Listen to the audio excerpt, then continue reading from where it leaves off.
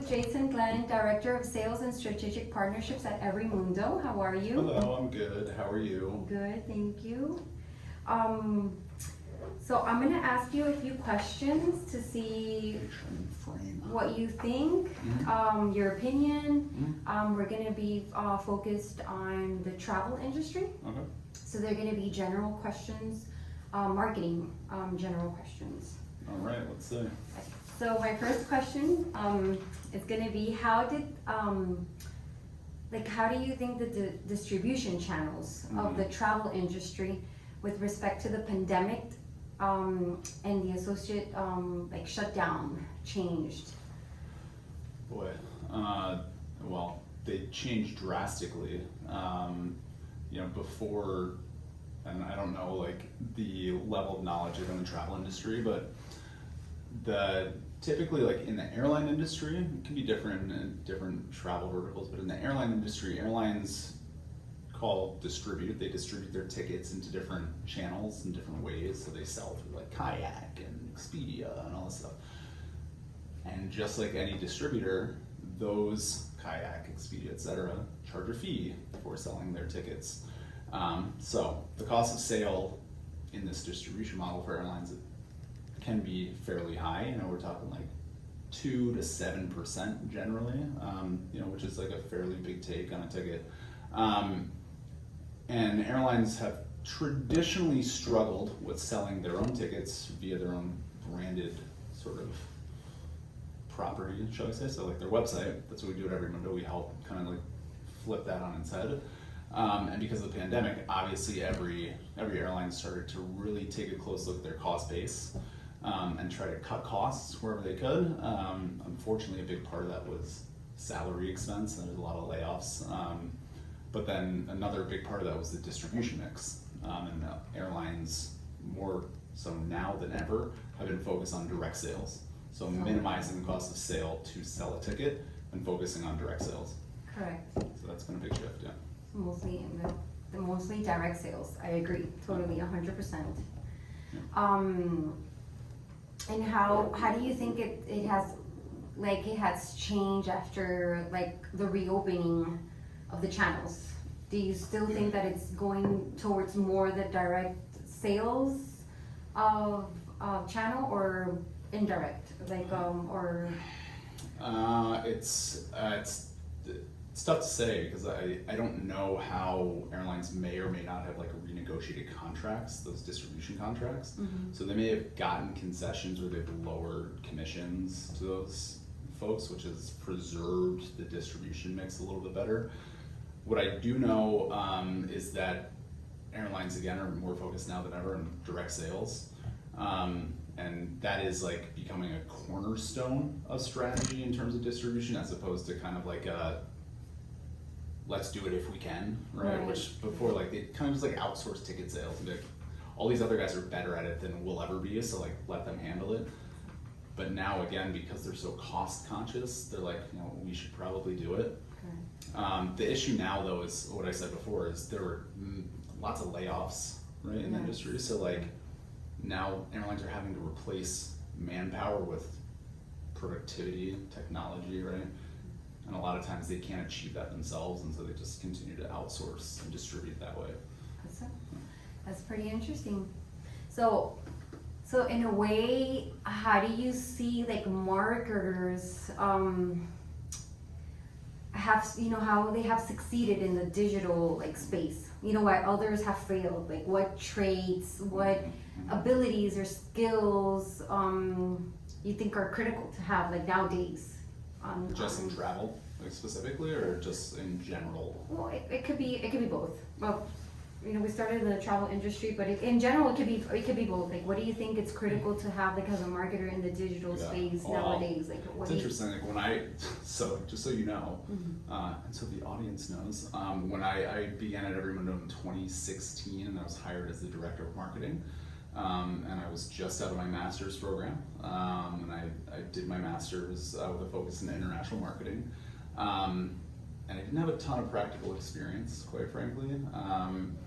I sure didn't know a lot about digital marketing, and I came in with kind of the foundation of traditional marketing, you know, Okay. branding, the 4Ps, all that kind of stuff, you know. But one of the things that was lacking, which I also think is a trait for marketers now to be successful, is a real focus on data and analytics. Not just the use of digital platforms and being able to distribute, you know, digital creative, you know, at scale, but the real focus on analytics, analysis of marketing efforts, you know, like, because I mean, let's be serious, and for a lot of traditional marketing, like a lot of like out of home, it's really tough to gauge that, to measure that, right? Like, how are you gonna measure the success of a billboard? How do you know that, like, John Doe bought that ticket on American Airlines because he saw a billboard on the way to the airport? You'll never know that, right? Right. But nowadays, we know everything about everybody, or well, it's kind of the goal. Exactly. And so you have to be really keen on the data, and as with all data, it's not just the analysis, but it's the action that you take on the back of it. So it's got to be a keen sense of how to kind of like pull the levers of marketing based on the data to then optimize campaigns, optimize your efforts, I guess, as a whole. I hate to use the word optimize, it's such a buzzword, but Like more targeted, like targeted towards the client. Everything yeah, exactly, more. exactly. It's like being able to like have a better conversation with each of your prospective customers on a digital level. Exactly. And then ultimately, for me, it's all about sales. So like, it's ultimately about driving sales conversion. So That is the future, and it's the present. And that is the present and the future. The future is the metaverse. It's true. We'll be marketing in the metaverse. It is true. And like, how do you see marketers like that? How should they keep up to date with those skills and concepts? Like, do you?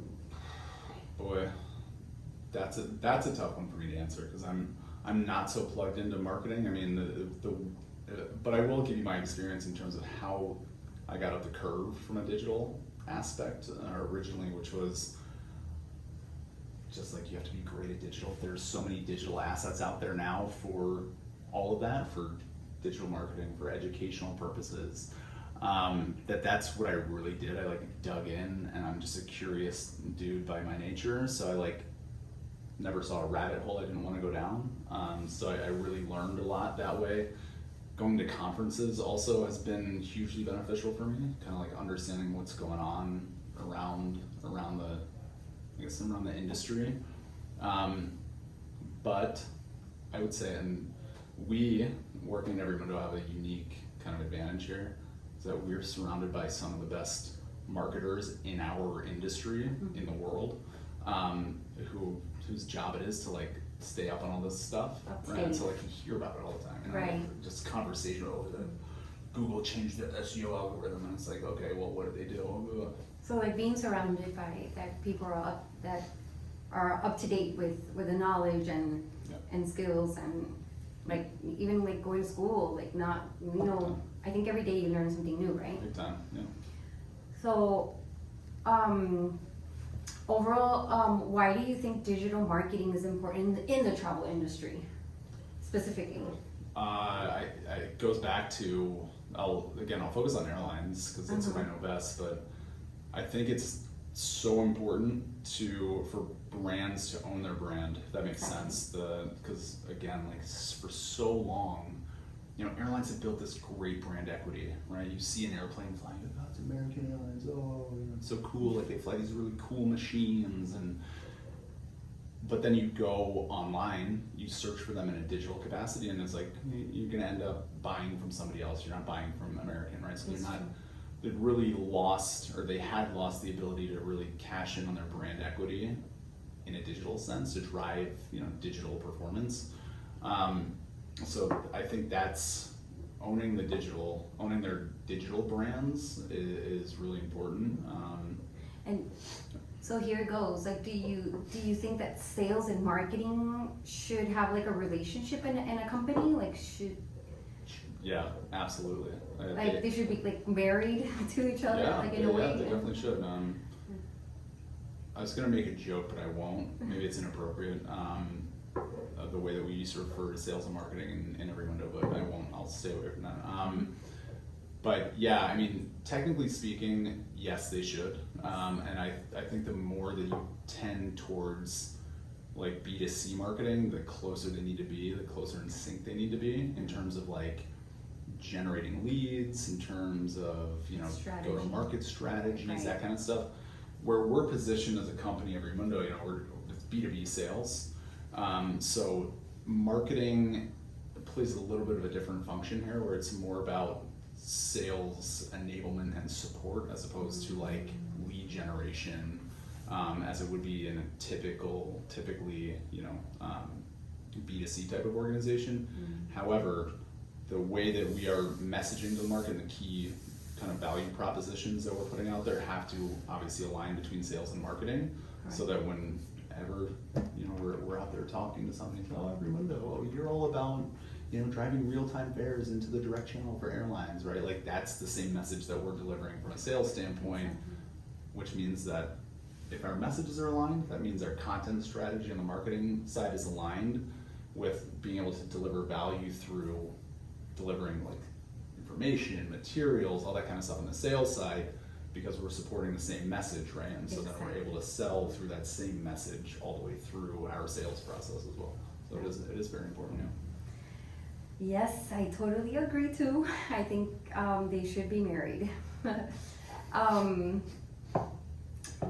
Okay, so I'm gonna jump a little bit towards social media. Like, how do you see social media like play a big role in the travel industry as well? Like for like the industry on the sales side. Sales. Well, I know, like, I mean, again, about establishing a brand identity and owning the digital brand. I know social media has become a key tool for travel companies, airlines, and others. For number of different reasons, right? I mean, there's different kind of like inspirational focused social media use, and then there's obviously paid advertising on social media to try to capitalize on retargeting, that kind of stuff. But I see a lot of like incursion into kind of, I'm gonna sound like such an old man, but like the kids platforms like TikTok and like Instagram, right? Like that's Snapchat, like I'm probably even sound old calling out like the kids platform Snapchat, but you know, brands are engaging there as well to try to tell their story, give an insight into what it's like at like American Airlines. Well, a better example there would probably be like Frontier Airlines, like, you know, like what's it like? Yeah, exactly. And so to be able to promote your brand there, where those younger, now like, you know, it's a younger generation where they get out of college, they kind of have like some disposable income for the first time, but they want to travel, right? And so like Frontier is a good example because they're low cost. They can offer a good value proposition to a young, not terribly affluent audience to travel, and so they want to engage them like where those people are looking, right? And so they do that on those platforms. So yeah, it's a big push, both in organic posting and paid posting as well. Yes, I agree. Social media plays a big role in the travel industry. Well, finally, I don't want to take too much of your time. I just wanted to ask you, for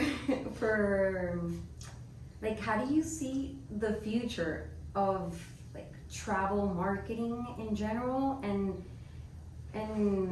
like more towards like the customers? Is it more towards like the customers' wants and need, kind of like what you answered at the beginning? Like, how do you see it? Even displaying like offers online. I know EveryMundo is focused on fair marketing, and like, do you think it should be more dynamic? Like, how do you see this? It's that's a really good question, and it is. It's trending, not trending. I mean, it's mid-trend in that customer focus, because for the longest time, again, I mean, I guess this is kind of like an evolution of the brands.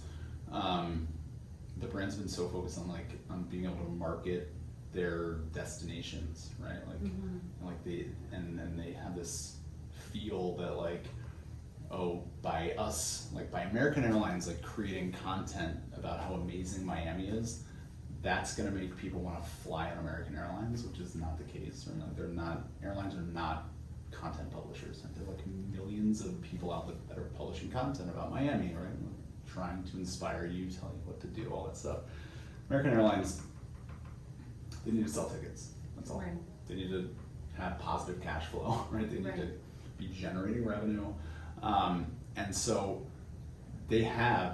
airlines have now begun to focus on the customer journey, as they call it, right? So they're Exactly. talking about what is the digital pathway from the first touch point that American Airlines brand has with the customer all the way through to when that customer finally buys a ticket, right? And so they now map out their digital marketing that way. So it's like, and again, it's a combination of sales and marketing efforts. Right. Some of it's like still content based, but it's more campaign based and audience based, right? Where they're putting mechanisms in place to do some of the more sophisticated marketing activities, so you can retarget people, you can Totally. target and retarget people with more relevant offers, at more relevant times for those folks. And it is very focused on the customer journey. I mean, very, very much so.